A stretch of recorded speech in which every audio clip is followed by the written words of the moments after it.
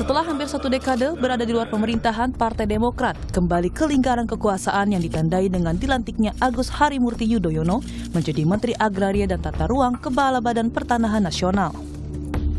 Sebagai wajah baru yang mengisi Kabinet Indonesia Maju, AHY akan menjabat di sisa 8 bulan masa jabatan periode 2019-2024. Tanggung jawab ini diakui AHY turut disyukuri ayahnya yang juga Presiden ke-6 RI Susilo Bambang Yudhoyono karena Demokrat kembali masuk pemerintahan. Beliau tentunya juga bersyukur karena ini juga menjadi sebuah momentum Partai Demokrat kembali ke pemerintahan karena alhamdulillah apa yang kami perjuangkan juga selama ini bisa lebih direalisasikan jika Demokrat bergabung dengan pemerintahan secara langsung karena kebijakan itu di tangan eksekutif. Walaupun perjuangan parlemen juga sangat penting. Tetapi dengan demikian ini menjadi langkah baru bagi kami semua keluarga besar Partai Demokrat untuk berkontribusi dalam pemerintahan. Namun yang menarik saat pelantikan AHY, sejumlah menteri dari PDIP tidak hadir. Presiden Joko Widodo tak menjawab langsung saat ditanya apakah sudah berkoordinasi dengan PD Perjuangan mengenai masuknya AHY ke dalam kabinet. Jokowi bilang, ia tak ragu memilih AHY sebagai menteri karena punya pengalaman untuk menangani manajemen pertanahan. Tak tahu, beliau ini Ketua Umum Partai Demokrat pertama. Beliau juga alumni Akademi Militer Akmil. Juga ada pendidikan di Nanyang University, di Harvard University, di Webster University. Saya kira saya tidak ragu memberikan tempat untuk Kementerian ATR BPN karena ini urusan manajemen. Saya kira beliau akan sangat siap. Meski penunjukan menteri adalah hak prerogatif Presiden, calon Presiden dari PDI Perjuangan Ganjar Pranowo menyebut bergabungnya AHY sebagai menteri di kabinet adalah kompensasi karena Demokrat mendukung koalisi Prabowo Gibran. Saat AHY dilantik, sejumlah menteri dari PDI Perjuangan memang tidak hadir.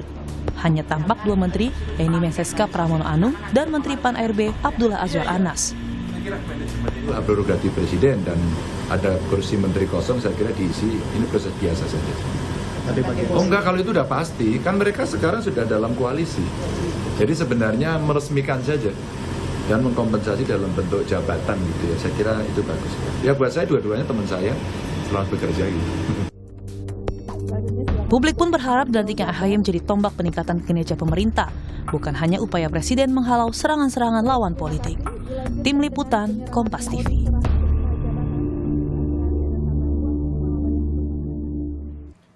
Saudara, pelantikan Agus Harimurti Yudhoyono atau AHY sebagai Menteri ATR BPN di bawah kepemimpinan Presiden Jokowi apakah sebagai tanda soft landing di akhir masa pemerintahannya? Absennya sejumlah menteri dari PDI Perjuangan saat pelantikan AHY pun juga menjadi pertanyaan. Benarkah Jokowi kian renggang dengan PDI Perjuangan khususnya bersama dengan Megawati Soekarno Putri? Kita akan membahasnya dengan sejumlah narasumber yang sudah hadir melalui sambungan Zoom. Sudah ada Ketua DPP PDI Perjuangan Pak Jarod Saiful Hidayat. Assalamualaikum, selamat pagi Pak Jarod. Waalaikumsalam, selamat pagi semuanya. Iya, ada juga Koordinator Juru Bicara Partai Demokrat, Herzaki Mahendra Putra. Assalamualaikum, selamat pagi, Mas Zaki. Ya, waalaikumsalam. Selamat pagi Pak Jarod, Pak Nyarwi. Ya. Iya, dan juga ada pakar komunikasi politik dari Universitas Gadjah Mada atau UGM, Mas Nyarwi Ahmad. Selamat pagi, assalamualaikum, Mas Nyarwi.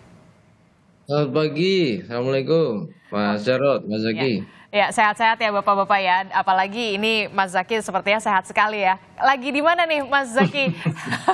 Ada kegiatan Ini apa? masih Apakah sudah mendampingi dari Menteri ATR, Mas AHY? Belum. Kita diminta untuk tetap fokus dulu di dapil mengawal ini penghitungan suara. Gitu, ya. Sudah ada bocoran kah? Kemudian akan gaspol seperti apa Mas AHY ini dengan target-target dari Pak Presiden? Betul, kan ada 3 target ya, kemarin beliau menyampaikan. Pertama kan ada sertifikat tanah elektronik harus didorong agar lebih masif, lalu ada target untuk hak guna usaha yang berkaitan dengan perusahaan yang harus segera diselesaikan. Ya kan, karena ini banyak ingin masuk, lalu ada kaitannya dengan carbon trading juga gitu. Lalu yang ketiga ada target 120 juta bidang namanya PTSL ya, pendaftaran tanah sistematis lengkap nih. Nah ini kan ada target-target yang terukur gitu. Nah Pak Presiden tentu melihat bahwa bagaimanapun dengan pengalaman yang dimiliki meyakini bahwa Mas AHY bisa menjalankan amanah baru ini dengan baik gitu. Karena ini kaitannya dengan urusan manajemen ini gitu, dan leadership ya. Jadi beliau Oke. sampaikan bahwa ini Oke, sangat siap. pertanyaan saya selanjutnya Mas Zaky, apa yang kemudian akhirnya membuat Mas AHY ini masuk begitu setelah kita tahu selama sejak 2014 ini kalau tidak salah begitu ya, Partai Demokrat ini berada di luar pemerintahan. Ya, bagaimanapun kalau kita ketahui ya dengan sistem negara kita hari ini dengan sistem presidensial, bagaimana ada namanya kekuatan eksekutif itu akan bisa lebih membuat kita lebih optimal dalam mewujudkan apa yang menjadi harapan aspirasi dari masyarakat ya, termasuk juga apa yang selama ini menjadi visi misi dan program-program kami gitu. Dalam konteks ini tentunya momentum untuk bisa menjadi bagian dari eksekutif ya tentu akan lebih bisa berbuat lebih banyak lagi gitu. Memang selama ini kan komitmen kami ketika di pemerintahan bagaimana kita bisa bantu mengawal pemerintahan Pak Presiden Jokowi ya, Pak Jokowi beserta dengan segenap kabinetnya itu memastikan kebijakan-kebijakan yang diambil ya itu benar-benar bisa memberikan manfaat sebesar-besarnya untuk masyarakat, bangsa dan negara. Maka dalam konteks itulah kemudian ya misalnya kami banyak melakukan masukan-masukan ya atau kritikan-kritikan ya karena ingin apa yang dilakukan itu benar-benar bisa optimal untuk kepentingan masyarakat, bangsa dan negara. Nah hari ini kami tidak lagi hanya mengawal ya, tetapi juga sudah diberikan amanah. Ayo ini kita tantangan sudah semakin kompleks ya, negara memanggil, negara membutuhkan semakin untuk bisa bagaimana benar-benar melakukan ini ya, mengambil, memutuskan kebijakan-kebijakan apa nih yang kemudian bisa semakin optimal kinerja dari kementerian ini sehingga Pak Jokowi bagaimanapun dalam konteks 8 bulan terakhir ini juga bisa semakin baik ini gitu kan. Tentunya kan selama ini sudah banyak hal yang sudah dicapai dan harapannya ada target-target yang ingin beliau capai juga nih di penghujung ini. Ya inilah yang kami kemudian putuskan untuk bisa ikut membantu beliau kan begitu. Oke, 2014 sampai menjelang detik-detik masa akhir pemerintahan Joko Widodo akhirnya masuk juga begitu ya. Selama ini hanya mengawal, sekarang sudah berada di pemerintahan Presiden Joko Widodo. Ada sejumlah target yang kemudian harus digaspol begitu ya Mas Zaky. Nah saya ke Pak Jarod. Pak Jarod, ini yang kemudian menjadi pertanyaan kita semua dan juga menjadi sorotan ini. Pada saat Mas AHY dilantik di istana, Menteri dari PDI Perjuangan kemana ya? Terima kasih ya Mas Zaky, Pak Nyarwi, teman-teman sekalian. Yang datang kan bukan PDI Perjuangan datang hadir ya, itu ada Pak Aswar Anas, Mas Pram, kemudian Pak Muldoko juga nggak datang, nggak lihat gitu ya. Tapi bukan itu ya persoalannya sebetulnya. Kalau saya sih melihat ya kemarin gitu ya, itu sebagai balas jasa lah dari Pak Jokowi, dari Presiden yang harus kita hormati di dalam sistem presidensial. Dan Presiden mempunyai hak prerogatif tentunya ya untuk bisa mengganti, menarik, membangun kabinetnya. Jadi kita harus hormati itu. Jadi akhirnya Partai Demokrat bergabung di koalisi pemerintahan Presiden Joko Widodo, nggak masalah tuh Pak Jarod? Ini kan merupakan hak prerogatif Presiden Jokowi ya, sebagai bentuk balas jasa. Dan kami melihatnya ini bukan dari aspek profesionalitas, bukan dari aspek pengetahuan, keterampilan, sebagian kabinet, tapi lebih banyak dari aspek politis ya, karena menteri juga itu jabatan politis. Dan kita menghargai untuk itu. Kalau misalnya ditanya apakah menteri dari PDI Perjuangan nggak hadir, itu nggak benar juga. Itu ada juga ya. Beberapa mungkin belum hadir berhalangan, termasuk Pak Muldoko juga nggak hadir ya. Cuma begini, persoalannya bukan sekedar jabatan itu. Tapi apa yang bisa dikerjakan oleh Mas AHY dalam jangka waktu 8 bulan untuk memimpin satu kementerian yang saya melihatnya ini kementerian sangat teknis.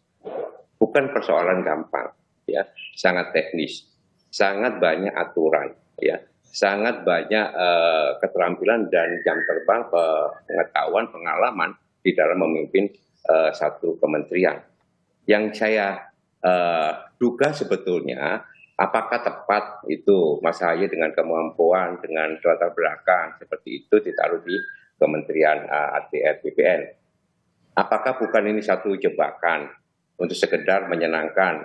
Pokoknya saya kasihlah jabatan menteri. Bukan seperti itu. Inilah sebetulnya saya melihat motifnya Pak Jokowi itu seperti apa. Kalau ingin membangun pemerintahan yang kuat dan bisa mengawal pemerintahan Pak Jokowi sampai dengan bulan Oktober. Gitu kan? Apa tidak ada kementerian yang lain yang lebih cocok, lebih sesuai dengan passionnya Pak Ahaye? Karena kalau kementerian ATR itu juga harus menguasai tentang tata ruang, ya, detail tata ruang. Dan persoalan-persoalan banyak sekali di situ. Ada mafia tanah di situ. Betul. Itu menyangkut masalah histori tanah, masalah sengketa, ya, sengketa pertanahan luar biasa, konflik pertanahan luar biasa, ya. Bukan sekedar yang teknis tentang PTSL 120 juta saja, ya. Bukan sekedar elektronik, ya, untuk memberikan pelayanan secara elektronik di dalam mengeluarkan sertifikat. Tapi persoalan konflik pertanahan di Indonesia ini sangat akut. Oleh sebab itu, ya, ini waktu 8 bulan itu Singkat. bukan hanya singkat untuk mempelajari tupoksi masing-masing dirjen, ya, kasubdit, sekjen, itu kan besar sekali. Mempelajari itu aja susah, mengkonsolidasikan susah. Yang saya khawatirkan adalah, ya, ada nuansa-nuansa gelap, ya, misalkan, ya, niat-niat jahat, atau biasanya di masa akhir jabatan ini banyak sekali titipan-titipan yang kalau, makanya saya cuma pesan hati-hati, ya, jangan sampai ada titipan-titipan yang tidak sesuai dengan aturan kemudian dieksekusi, yang akhirnya tadi menimbulkan persoalan hukum di masa yang akan datang. Ini pengalaman di akhir masa jabatan itu sangat-sangat rawan. Ini aja sudah. Tentang persoalan apakah Pak Jokowi itu menarik Partai Demokrat, kita harus hargai. Karena itu merupakan hak, ya, dari Presiden yang punya hak prerogatif penuh untuk bisa mengangkat pembantu-pembantunya, ya. Oleh sebab itu yang saya harapkan sebetulnya bagaimana kinerja ATR BPN yang sebetulnya ini satu sektor yang sangat strategis, sangat penting dan menguasai hajat hidup orang banyak dan termaktub di dalam konstitusi, ya, pasal 33 ini menjadi bagian sangat penting. Oke. Ya. Sebenarnya. Jadi kita mengharapkan sebetulnya, ya, benar-benar bukan kita melakukan kemampuannya Mas Ahaye, tidak. Beliau sangat smart, sangat punya pengalaman. Tapi apakah bidang ini sudah sesuai dengan apa yang... Jadi menurut Anda tidak begitu tepat begitu, ya, untuk posisinya? Kalau menurut saya secara keterampilan, pengetahuan, pemahaman, enggak. Karena ini merupakan balas jasa politik saja, ya kan? Karena kemarin Partai Demokrat bergabung, ya, untuk bisa melakukan Mas Gibran, ya. Itu aja. Oke, respon Anda, Mas Zaky. Ya, tentu kalau kami sangat senang sekali, ya, Pak Jarod bisa memberikan beberapa masukan-masukan, karena bagaimanapun kan beliau tentu sudah lebih berpengalaman, ya, dalam konteks 9 tahun terakhir ini gitu. Memang kalau Demokrat punya pengalaman 10 tahun lalu selama 10 tahun memimpin pemerintahan, hanya saja dalam konteks ini juga tentu Mas Ahaye ini kan seorang yang fast learner, ya, cepat sekali beliau belajar, ya, pengalaman beliau ini, dan yang paling penting bagaimana sebagai seorang menteri beliau ini juga selama ini sangat dan terbuka mendengarkan masukan-masukan. Kami juga dalam beberapa hari terakhir ini dalam waktu yang sangat singkat pun sudah melakukan banyak komunikasi ini dengan berbagai pihak terkait dengan upaya-upaya kita, ya, mengupayakan segala upaya agar bisa memberikan yang terbaik ini. Karena bagaimanapun beliau ini kan seorang patriot, ya. Beliau bahkan sejak SMA pun kami ada termaktub itu ada prestasi setiap hari kami lewati dulu di Lembah Tidar itu, ya, di Sumatera Nusantara, bagaimana memberikan yang terbaik bagi masyarakat, bangsa dan negara. Ini adalah doktrin yang sangat kuat nih sejak SMA. Ketika beliau bergabung di Akmil pun itu menjadi semakin diperkuat lagi gitu. Oke, tapi Mas Zaky, kalau kata Pak Jarod ini kalau Menteri ATR BPN ini jabatan teknis begitu yang seharusnya bisa betul begini. Sebenarnya kalau kita melihat ini kan bicara mengenai gebuk mafia tanah. Nah, ini kan juga disampaikan oleh Mas Ahaye kemarin ketika dalam serah terima kemarin dalam pidato pertamanya sebagai Menteri ATR BPN ini juga disampaikan bahwa yang menjadi target beliau bagaimana kita bisa gebuk mafia tanah, lalu bagaimana kita bisa redistribusi tanah. Karena ini konteksnya keadilan, kemajuan dan kesejahteraan gitu. Dan ujung-ujungnya bisa memberikan kepastian hukum juga, sehingga harapannya kan tentu ada investasi yang bisa semakin jelas kan namanya. Pihak-pihak yang melakukan investasi ini kan butuh kepastian hukum juga gitu, dan bagaimana ujung-ujungnya apa yang dilakukan Menteri ATR BPN ini ya kita bicara keadilan, dan ujung-ujungnya dari keadilan ini juga bagaimana kesejahteraan masyarakat kan begitu yang bisa tercapai ini. Nah inilah yang kita lihat betul, ini kementerian yang teknis, rata-rata kementerian memang sangat teknis, tetapi bahwa bagaimanapun ini kan dilihat kemampuan leadership dan kemampuan manajerialnya gitu, memahami banyak hal perangkat teknis. Ya, beliau juga menyampaikan bahwa para dirjen, para deputi, itu tentu akan jauh lebih memahami gitu. Tetapi justru di sini yang diperlukan ada kepemimpinan, leadership dan juga manajerial. Dan makanya beliau menyampaikan kemarin, ayo kita berjuang bersama-sama, ya kita optimalkan Oke. waktu yang ada. Penghujung bukan berarti bersantai-santai. Oke, Tapi singkat sekali justru 8 bulan ini yang kemudian menjadi betul, PR tersendiri bagi betul. Mas Ahaye ya, Sehingga untuk bagi bisa Mas Ahaye membuktikan kita begitu. Betul, kita harus ngebut Oke. dan melakukan akselerasi. Oke. Kira-kira seperti itu yang beliau sampaikan. Oke, baik. Mas Nyarwi, dari perspektif Anda, Mas Nyarwi, apa sebenarnya yang dilakukan oleh langkah dari Presiden Joko Widodo ini untuk menarik Partai Demokrat yang kita tahu dari 2014 ini berada di luar pemerintahan Presiden Joko Widodo? Apakah kemudian Anda sepemahaman dengan Pak Jarod ini merupakan apa ya? Bisa dikatakan karena memang Demokrat cukup all out lah ya dalam kampanye Prabowo Gibran kemarin, atau seperti apa?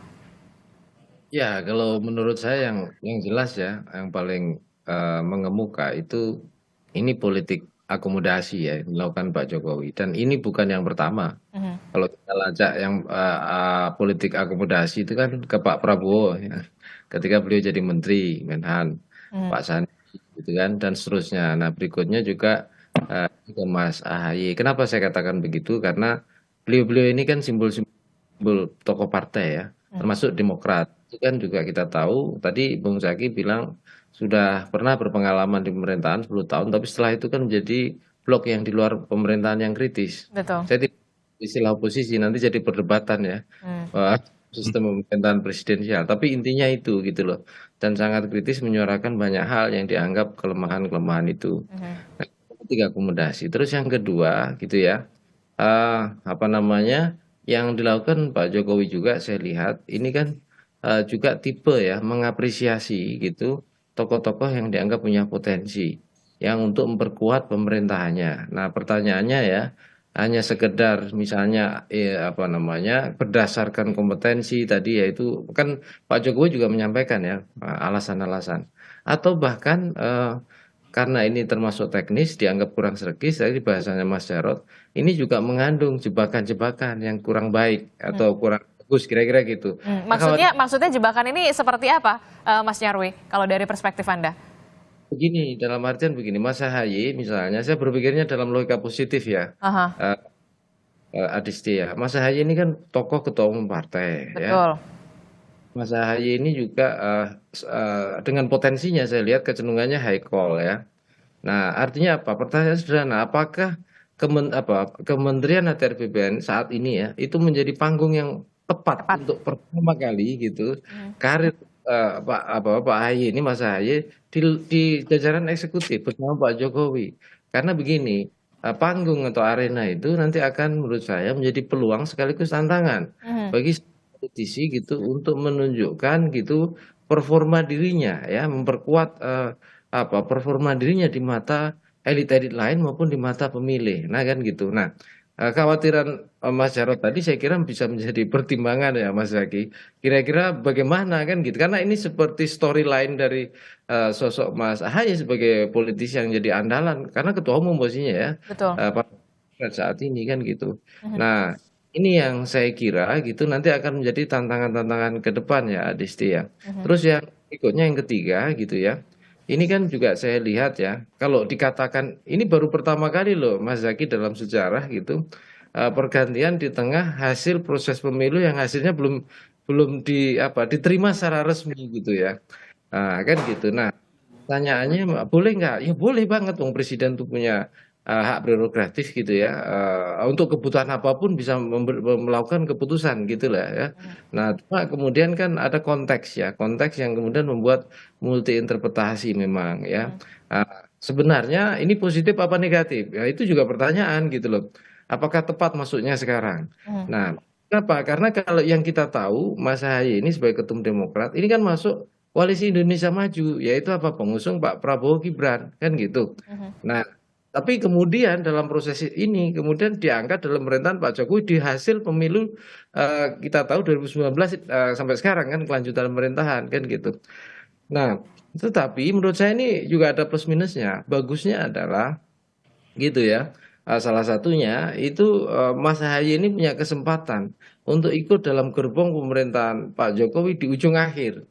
Sehingga tahu dan paham dilema-dilema plus minus dan lain-lain yang sedang dihadapi gitu.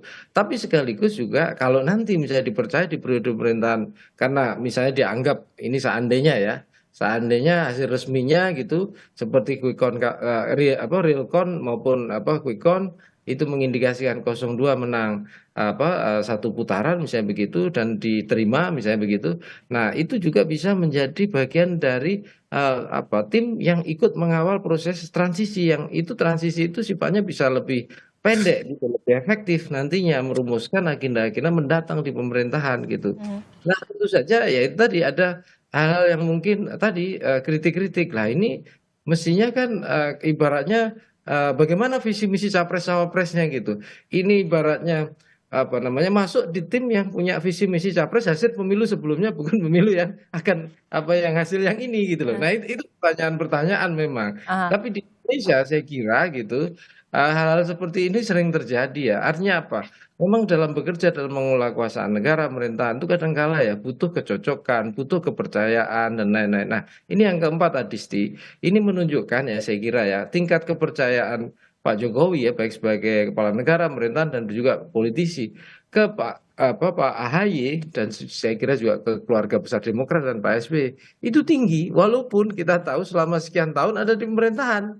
Artinya luar biasa masih dibutuhkan dipercaya untuk ikut memperkuat gitu loh. Ini kan komunikasi Demokrat atau Mas Ahaye dengan Pak Jokowi kan bukan hari ini juga saya lihat. 2018 19 kan juga terjadi komunikasi kan gitu. Ya, saya mungkin juga lebih paham itu ya ceritanya. Tetapi kemudian tidak ada kesempatan. Yang ada kesempatan momentumnya begini. Nah, politik itu memang seperti itu dinamikanya. Nah, Oke, walaupun tersisa hanya 8 bulan begitu ya. Cuma pertanyaannya 8 bulan ini waktu yang cukup gitu ya. Apakah Mas Ahaye bisa kerja secara padahal tadi banyak teknis, padahal dengan kompetensi yang dimiliki ya sebagai orang yang punya background militer ya, berkarir kemudian ahli juga well educated di bidang public policy dari NTU, dari Harvard dan lain-lain gitu ya. Dari pengalaman sebagai ketua umum, kelasnya ketua umum loh beliau ini. Oke, ya kalau misalkan kita tidak meragukan begitu ya dengan kemampuan dari Mas Ahaye. Yang kemudian menjadi pertanyaan saya begitu ya, kenapa baru sekarang ya ketika 8 bulan seharusnya Mas Ahaye ini bisa bisa menunjukkan all out-nya di panggung di pemerintahannya Presiden Joko Widodo harusnya bisa dari lebih awal begitu ya, tidak hanya 8 bulan ini begitu. Kenapa pertanyaan saya baru sekarang? Jangan dijawab dulu Mas Nyarwi, apakah juga politik akomodasi bagaimana dari respon Mas Zaky sendiri? Jangan dijawab juga, kita akan jeda dulu sejenak, tetaplah bersama kami di Sapa Indonesia Pagi.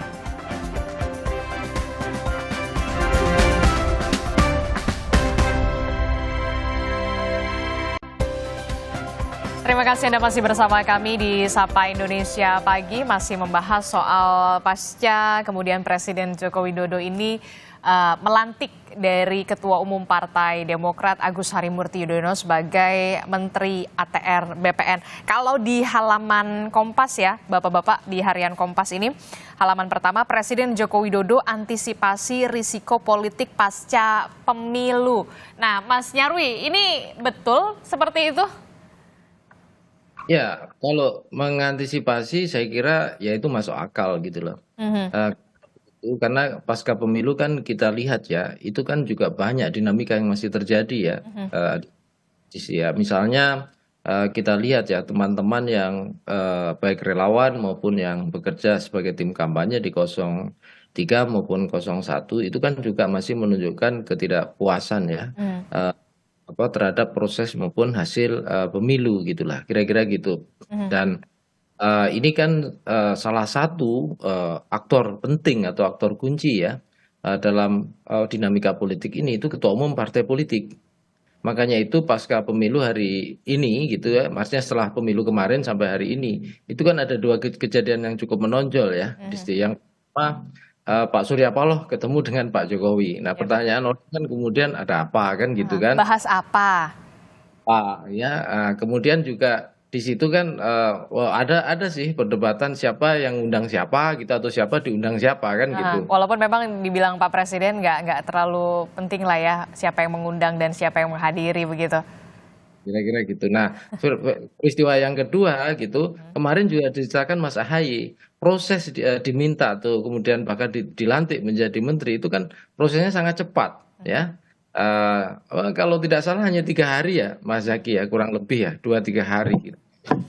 Prosesnya itu ada disampaikan juga ya di sambutannya Mas Ahaye ya di situ. Nah artinya apa? Saya kira Pak Jokowi juga sadar betul bahwa berkomunikasi dengan para ketua umum partai dan bahkan kelasnya boleh dibilang kingmaker seperti Pak Surya Paloh itu supaya upaya antisipasi gitu loh. Paling enggak yang pertama gitu antisipasi apa sih? Yang pertama misalnya begini, kecenderungan misalnya di blok istilahnya ya ketua-ketua umum partai ini kemudian masing-masing ya terjadi istilahnya kayak semacam deadlock ya. Yang paling terburuk kan kalau misalnya hasil pemilu itu tidak diterima oleh 03 maupun 01 ya. Dan paling enggak gitu ketika pelan-pelan politik akomodasi itu berlangsung atau komunikasi terbuka itu yang lain gitu ada kemungkinan istilahnya politik itu kan seperti bejana berhubungan ya. Jadi kalau misalnya sudah mulai kecenderungannya merapat gitu, nah yang lain kemungkinan juga akan terseret atau ini gitu ya. Ikut gitu. Nah, memang ada yang mengatakan selain politik akomodasi gitu Pak Jokowi juga berusaha gitu supaya bandul atau senter kekuasaan itu katakanlah masih ada dalam ruang lingkup yang istilahnya di manage gitu loh oleh istana. Nah, kalau kita lihat ini gitu kan sebenarnya salah satunya itu yang sampai hari ini ya itu kan belum sepenuhnya kita belum tahu karena kita ini kan melihatnya dari luar ya. Proses komunikasi yang terjadi dengan kingmaker yang ada di 03 yaitu Bu Mega. Nah itu Mas Jarod yang lebih paham tentunya ya situasinya kayak apa gitu. Dan juga saya kira juga partai-partai menjadi pendukung koalisi di 01. Tetapi apapun itu ya itu saya kira dinamika politik elektoral yang juga saya kira juga ada hal-hal tertentu, ada prinsip tertentu, ada idealisme tertentu yang saya kira juga masing-masing punya prinsip yang harus diperjuangkan. Tapi sisi lain juga mengingatkan juga bahwa demokrasi kita ini juga perlu kita terus perbaiki bersama-sama gitu loh. Selain pengelolaan negara yang juga harus jalan kira-kira gitu. Oke, Pak Jarod, ini kalau Anda sepemahaman dengan Mas Nyarwi, kalau bisa dikatakan ini menjadi bagian dari politik akomodasi dari Presiden Joko Widodo, calon presiden Anda mengatakan Pak Ganjar ini kompensasi. Anda turut mengamini ini kalau kita lihat kan pilkada beberapa 2018 begitu ya Demokrat ini memang mendukung atau mengusung dari Mas Ganjar. Begini ya, saya setuju dengan Mas Nyarwi ya. Ini bukan hanya politik akomodatif dari Pak Jokowi. Saya melihatnya ini politik anomali yang sangat pragmatis dan sangat vulgar. Ya, sangat pragmatis, sangat vulgar. Karena apa? Karena proses penghitungan suara baik pilpres maupun pileg itu belum selesai. Dan banyak pihak mengakui bahwa pemilu ini adalah pemilu yang terburuk di dalam sejarah perpolitikan Indonesia. Oleh sebab itu, ya kita selesaikan di sini. Rakyat berhak tahu. Ya. Oleh karena itu, saya sebenarnya sangat mendukung apabila ada hak interpelasi atau hak angket untuk memberikan informasi bahwa telah terjadi kecurangan yang sangat struktur, masif, ya, dan sistematis begitu ya, mulai dari hulu sampai hilirnya. Sejak dengan keputusan MK itu, kemudian keputusan dari pelanggaran etik pada KPU ya, dari DKPP, Kemudian banyak sekali ya serpihan-serpihan percikan-percikan di lapangan yang saya dengar bahwa memang pemilu ini paling paling buruk.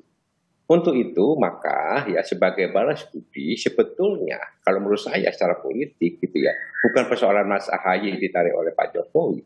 Yang pertama adalah apa yang bisa dikerjakan oleh Mas AHY dan Partai Demokrat sebagai Ketua Umum Partai Demokrat untuk jangka waktu 8 bulan.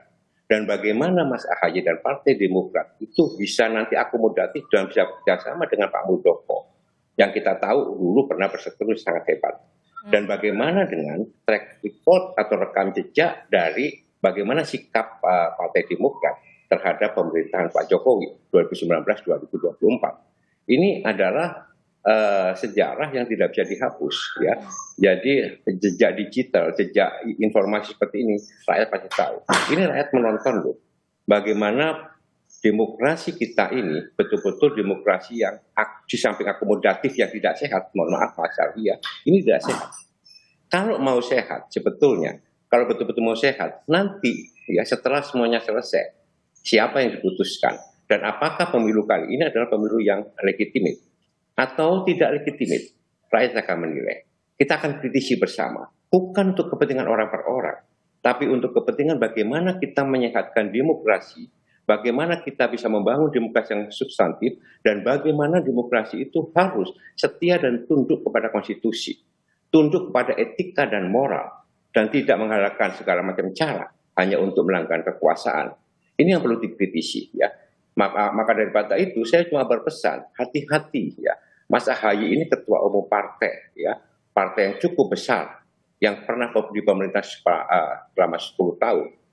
Bisa jadi ini jebakan untuk bisa melihat dan menunjukkan ternyata nanti setelah 8 bulan tentu saja ini bukan hanya kerjanya Mas AHY berhasil atau tidak. Ini untuk nanti pemerintahan berikutnya seperti apa. Kemudian pengalaman saya di birokrasi Mas Sarjaki ya, di akhir-akhir masa jabatan ini penuh dengan jebakan-jebakan untuk misalnya ya memberikan informasi yang salah dari bawahan kepada menteri sehingga nanti yang kena menterinya. Ini sebetulnya saya sangat sayang, sangat hormat pada Mas AHY, tapi saya pesan hati-hati betul ya, 8 bulan itu bukan waktu yang panjang dan untuk belajar secara teknis administratif masalah pertanahan itu cukup membutuhkan pengetahuan dan pengalaman karena sejarah tanah itu sangat panjang. Apalagi konflik agraria di Indonesia itu luar biasa. Kemudian jangan sampai juga ini dimanfaatkan oleh kelompok-kelompok oligarki di dalam rangka untuk menguasai tanah sebanyak-banyaknya. Terutama terkait misalnya dengan IKN di IKN. Terutama konflik di pertambangan. Ini sangat-sangat serius. Maka daripada itu sekali lagi langkah ini bukan sekedar akomodatif, tapi ini adalah pragmatisme yang sangat vulgar. Ya, itu aja. Buat saya. Oke, Mas Zaky gimana nih? Sudah diwanti-wanti, sudah berapa kali saya mendengar kata hati-hati, hati-hati. Mas Zaky.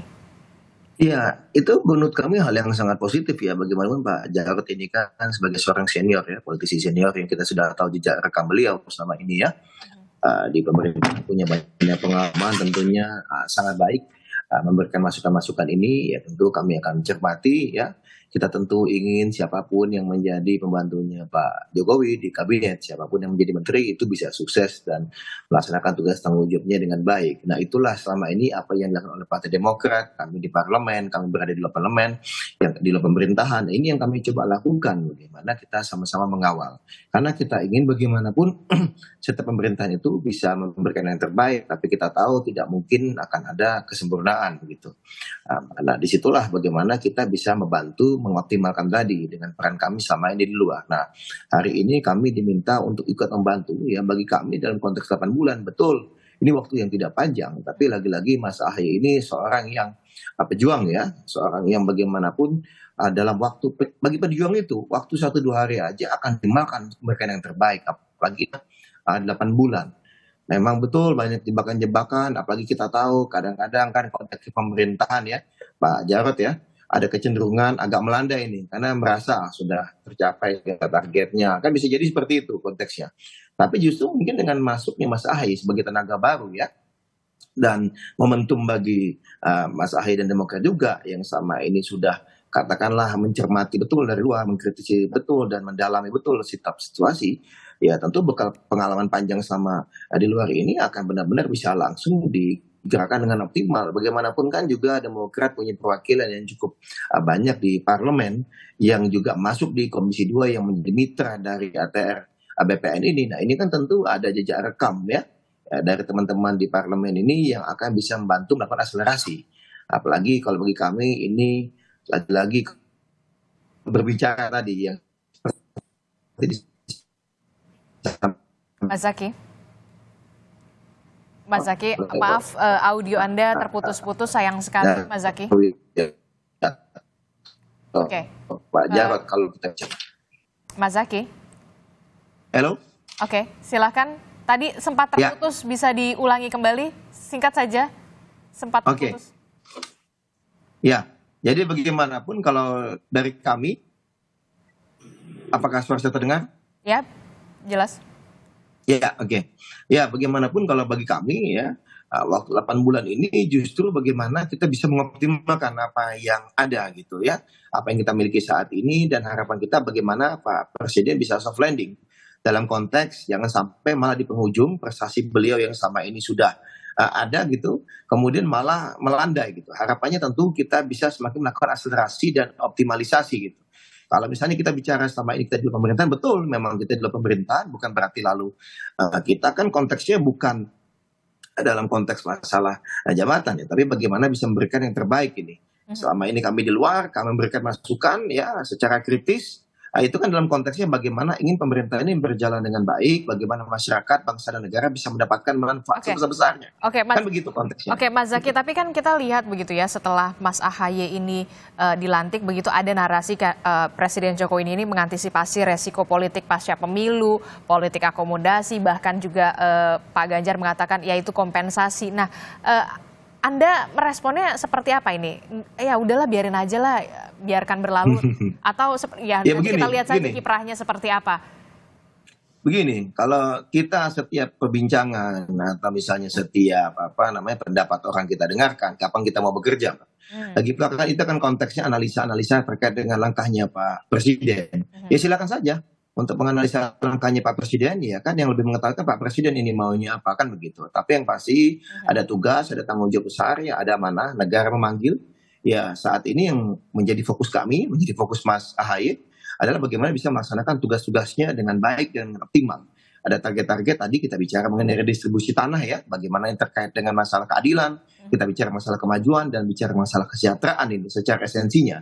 Di antaranya tadi ada titipan dari Pak Jarod mengingatkan jangan sampai ini karena ada jebakan oligarki ya Pak Jarod ya, malah titipan pihak-pihak tertentu yang kemudian malah bisa melanggar hukum atau tidak sesuai dengan aturan-aturan. Nah ini kami akan jaga betul Pak Jarod. Kita akan upayakan sebaik mungkin bagaimana agar semua berjalan di koridornya gitu. Dan lagi-lagi komitmen kami untuk rakyat, untuk bangsa dan untuk negara. Gitu. Sama-sama Pak Jarod, mohon masukannya terus. Juga mohon masukannya terus buat Pak Nyarwi dan juga masyarakat Indonesia. Silakan, kami sangat terbuka karena kita ingin yang terbaik bagi masyarakat, bangsa dan negara di 8 bulan terakhir ini. Gitu. Oke, kita tunggu kiprahnya dari Mas AHY di 8 bulan di masa kepemimpinan Presiden Joko Widodo sebagai Menteri ATR BPN. Nah, terakhir Mas Nyarwi. Ya, begini, posisi Pak AHY ya yang menerima jabatan sebagai Menteri ATR BPN ya, Mas Zaky, saya kira ini ini sangat pendek ya, ibarat orang dipaksa bekerja itu berlari. Nah, di situ bukan sekedar Mas Zaky, bukan sekedar beliau nantinya jadi menteri, tapi ketua umum Partai Demokrat ya yang sudah lama ada di luar kekuasaan dan pertama kali, dan sejauh mana bisa memanfaatkan atau mengelola ya tanggung jawabnya itu kemudian menjadi momentum juga ya, bagian dari momentum politik ya Mas AHY di panggung eksekutif. Karena saya Adisti ini juga menjadi saya kira ya kesempatan juga bagi Pak AHY. Pertanyaannya kan tadi yang sampaikan Mas Jarod, apakah Mas AHY ini mampu memanfaatkan, berinteraksi, mengelola relasi yang bagus gitu ada dalam kekuasaan Pak Jokowi sekarang, pemerintahannya, atau sebaliknya gitu, jebakan-jebakan ini makin luar biasa dan tidak bisa dikelola bahkan. Nah, kita berharap tentu ya, ini kan kita sayang ya, Partai Demokrat ini salah satu aset bangsa juga, ya kan. dalam kekuasaan itu kan biasa ya, ada yang di kadang dalam luar. Sudah lama juga di luar kekuasaan. Nah, kita berharap kan ini aset demokrasi juga ya. Nah, kita berharap tentunya gitu peran Pak AHY ini dalam menunjukkan dirinya, kinerjanya dalam pemerintahan Pak Jokowi hari ini itu nanti juga bisa mampu memenuhi paling tidak konstituen Partai Demokrat. Itu belum lagi nanti real kalau dikatakan Bung Zaki tadi, ini kondisinya dibutuhkan untuk kepentingan pemerintahan dan negara bangsa adalah pemimpinan Pak Jokowi sekarang. Terlepas dari kritik-kritik yang masih muncul tadi sampaikan Mas Jarod ya. Nah, itu tentu itu yang saya kira problem yang juga harus dikelola ya secara cermat. Itu kira-kira. Oke, baik, kita akan tunggu begitu ya 8 bulan dari kinerja dari Mas AHY begitu. Karena Mas AHY kan hobinya lari kencang begitu ya. Kita juga berharap pastinya di bawah kepemimpinan dari Mas AHY di ATR dan juga PPN ini juga bisa berlari kencang, setidaknya bisa mencapai target dari Presiden Joko Widodo. Terima kasih Mas Zaki dari Partai Demokrat. Terima kasih. Ada juga Pak Jarod dari PDI Perjuangan dan juga Mas Nyarwi. Terima kasih. Sehat-sehat selalu Bapak-bapak. Assalamualaikum, selamat pagi.